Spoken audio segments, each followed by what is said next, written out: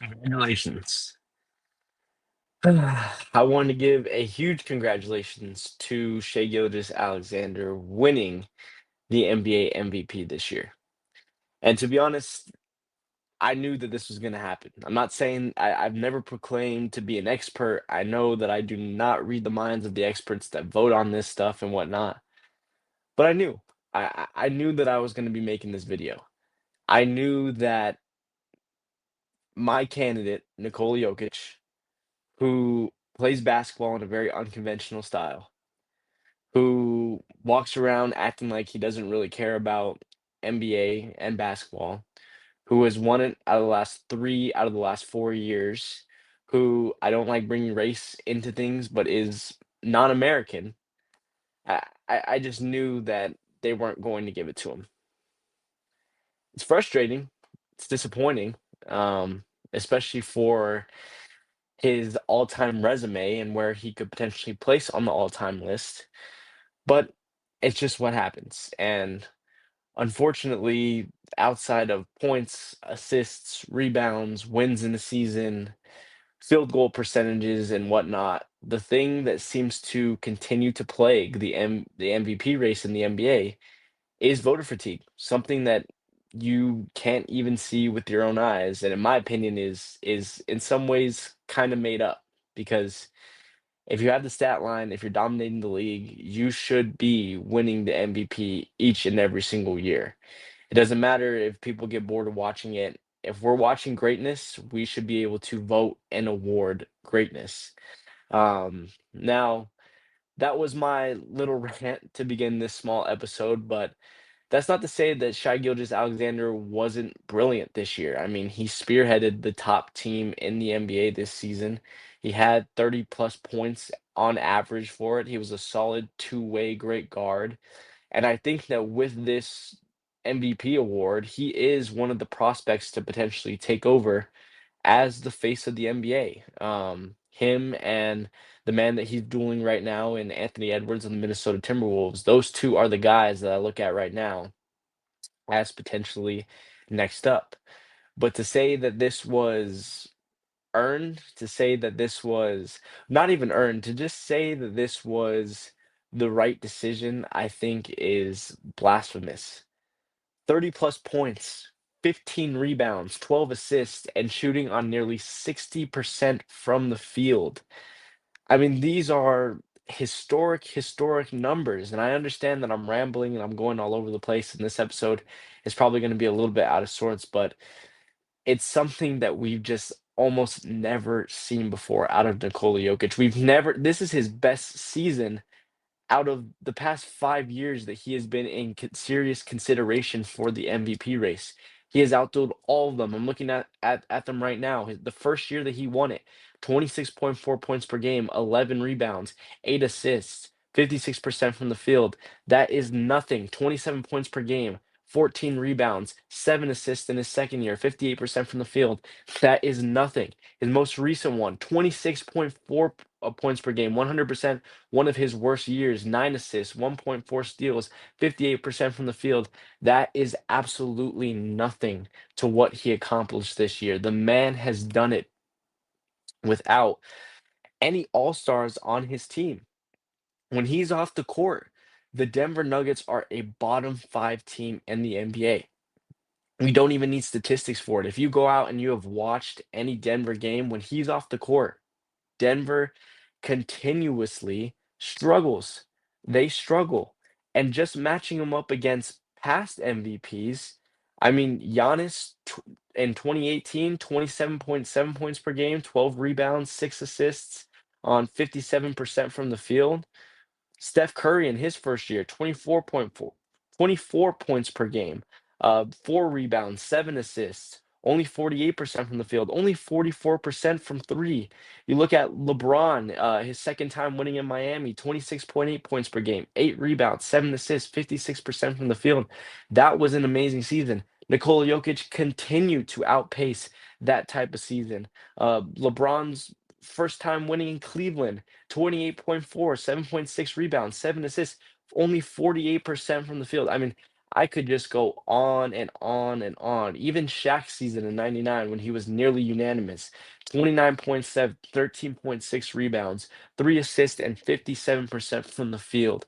You could go down the list. Nikola Jokic outpaced nearly every MVP of the last 2 or 3 decades. I mean, it is really, really difficult to find another season that not only was in highest numbers, but was as efficient as he was and had as big of an impact as he did on the Denver Nuggets. And for those of you out there who are saying, you know, this happens all the time. This happened to Michael Jordan in the 90s. Yeah, I agree. And that should not have happened either.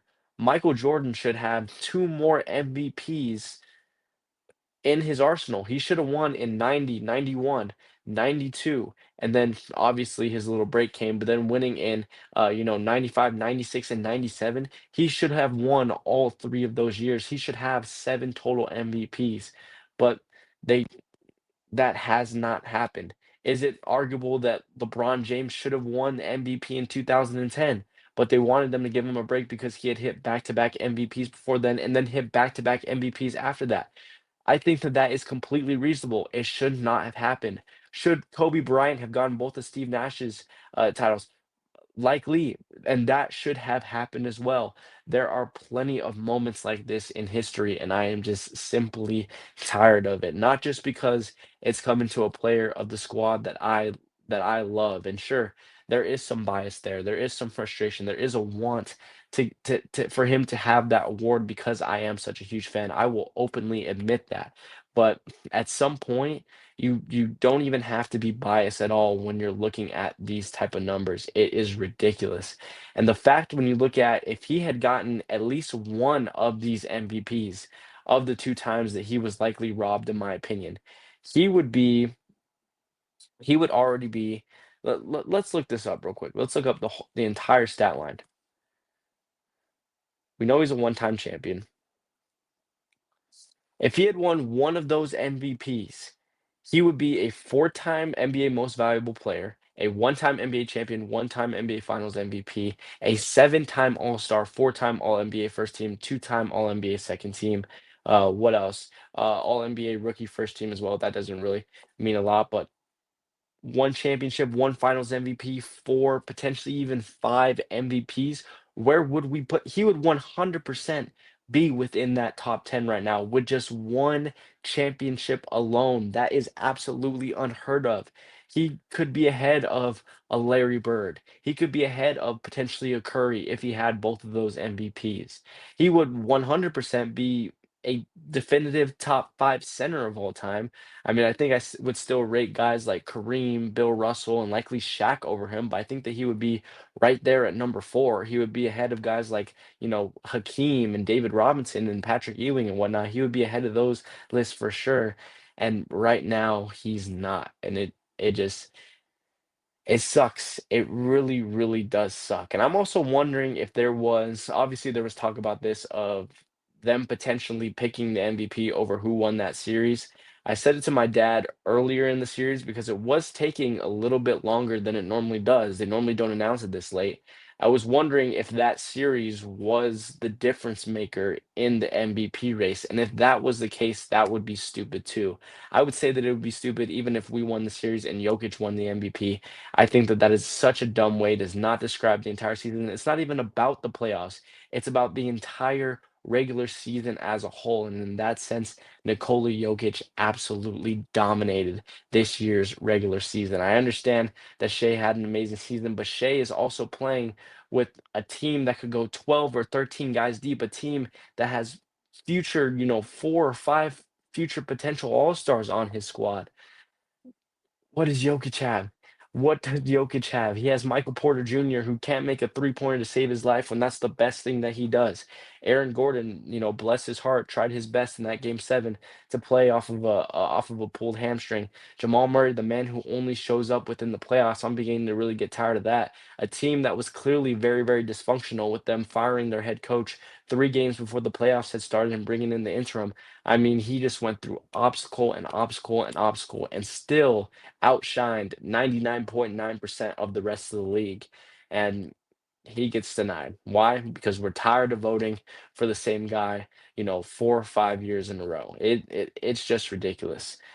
Now, I am happy that both Shea and Jokic got all of the first place MVP votes. I think that that was completely correct. I don't think that there was anybody else in this conversation, unlike last year, where you could definitely make a case for Luca, who was leading the league in scoring with over like with like 36 points per game he was scoring with guys like Jason Tatum and even Giannis and whatnot. You could have definitely made an argument. This year, there was no argument. As solid as Giannis was for the Bucks, Jason Tatum, Jalen Brunson, all those guys, there was no other two than these two right here.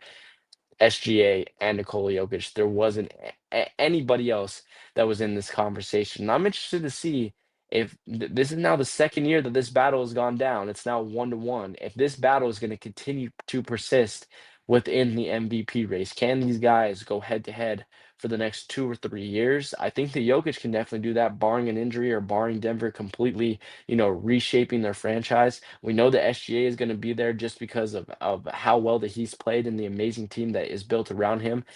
Can this be a potential big time historic rivalry that we're seeing within the league right now, within the Western Conference itself, and within this MVP race? That's what's going to be really, really cool to find out.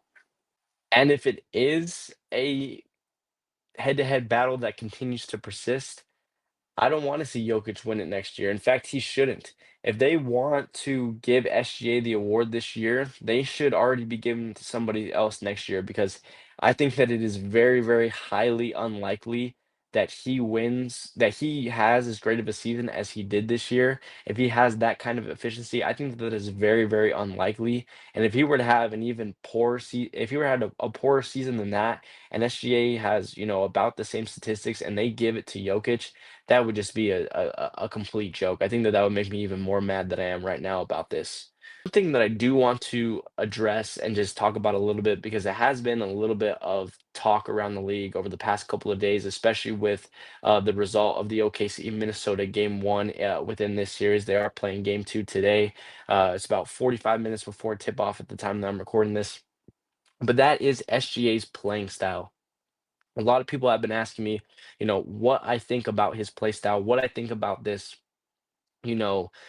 foul controversy and conspiracy that he's having. And more than likely, would like to ask the question of, is his play style good enough to be able to be the face of the league? Is he entertaining and be able to be taken serious enough to be at the top? Because once again, he's potentially within that position. And I honestly feel like there really isn't any controversy to this whole matter, and I think, Kenny, he's a YouTube analyst, you guys probably know, Kenny TV Real. He talked about this a lot, in his recent video, about game 1 between Minnesota and OKC, and he made a really good point, is that's SGA's game. That's what he does within the game.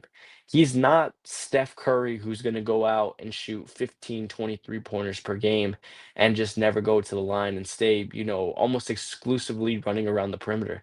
That's just not how he plays. He's a much bigger guard. He sits at about 6'6", 6'7", I believe.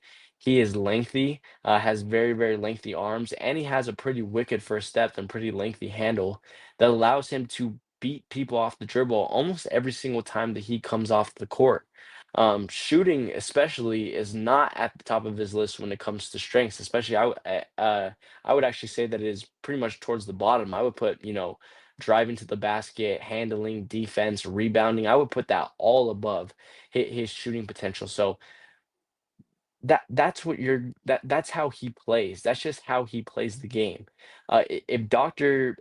J played in the game today, Dr. J would be getting these exact same calls because he drove to the basket that much. He was a pretty premier slasher. If any real player who went out and didn't have a really consistent jumper and who just really just what was a pure slasher to the hole. I'm trying to think of guys. I know Rudy Gay did have a shot, but Rudy Gay is somebody that I highlight as the potential slasher. I think if you look at, throughout history, you can go back in time to like Elgin Baylor, you can go to Grant Hill and whatnot. You can go to any era of basketball. There are those slashing type players within the league. All of those guys, it would be the same thing happening today. And the fact of the matter is that the NBA has become too polarized on just shooting threes that we're not used to seeing this amount of driving and this amount of fouls, coming up this much. We just aren't because it's a lot rarer to be able to get a foul when you're just shooting on the 3-point line.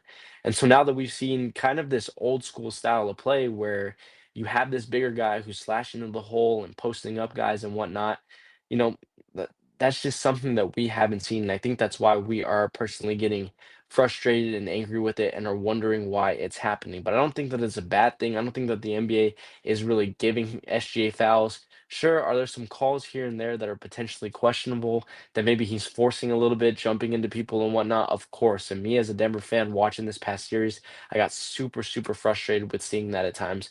But were there also, 85, 90, potentially 95% of the time where they, calls that you looked at and you went, okay, that's a foul. He's driving to the basket and he's getting hit on the arm and he's getting pushed to the baseline. Yeah, yeah, there was plenty of that. So I don't think that there's really any conspiracy about that. I just think that that's purely how he plays. Like Kenny said, he does that at such a high volume that he's gonna get that amount of free throws. He's gonna be able to match certain teams' free throws because that's just how often he executes it.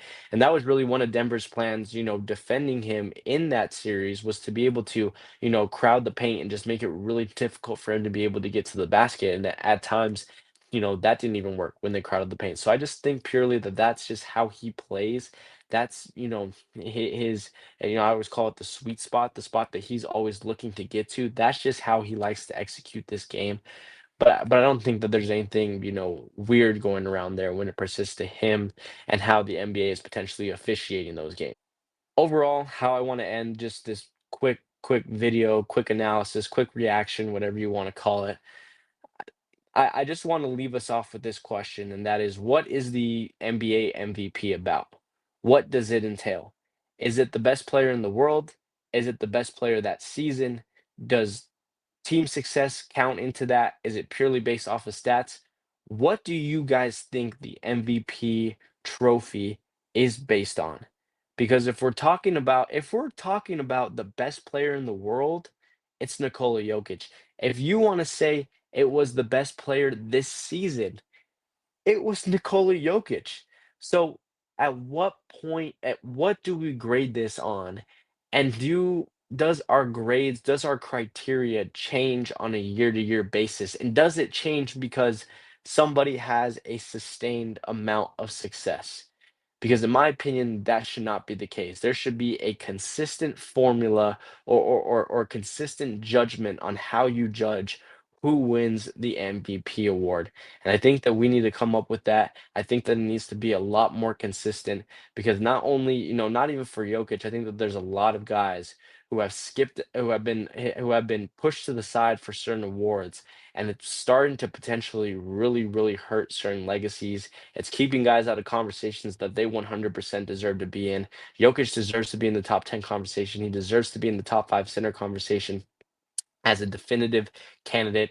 He deserves all that. But unfortunately, he's been pushed to the side simply because we're tired of voting for the same guy out of the 5 years.